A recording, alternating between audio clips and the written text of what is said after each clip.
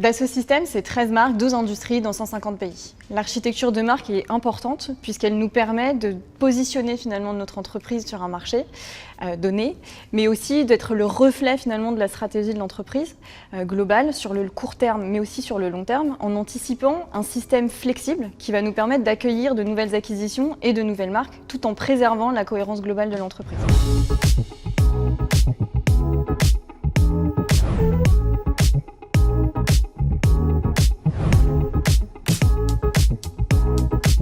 Alors, l'architecture de marque, c'est l'organisation des différentes marques au sein d'une entreprise ou d'un groupe. Évidemment, l'architecture de marque, c'est essentiel dans la performance des entreprises. Pourquoi ? Parce que la marque est le premier asset du business model d'une entreprise. Elle nous permet également de présenter finalement la structure de l'entreprise à nos collaborateurs, de leur montrer également la manière dont ils doivent finalement communiquer à l'externe, à travers les différents niveaux qui sont structurés et définis dans cette architecture.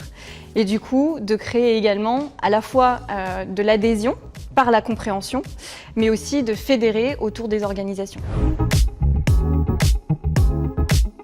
Quand on travaille sur des sujets d'architecture de marque, on met la créativité au cœur pour pouvoir finalement trouver des identifiants qui aient le plus de sens et d'émotion pour les collaborateurs, mais aussi pour les consommateurs. Cela passe aussi bien par des sujets de création de noms, de logotypes, de territoire de marque ou encore de langage de marque qui vont venir créer un système, ce qu'on appelle le fix and flex. Le fixe pour la mise en cohérence, la flexibilité, le flex, pour finalement permettre de singulariser chacune des marques au sein d'un portefeuille. Chez Dassault Systèmes, on a un réel besoin d'harmonisation globale dans l'ensemble des actions qu'on mène pour permettre d'avoir une vraie cohérence au sein de l'entreprise.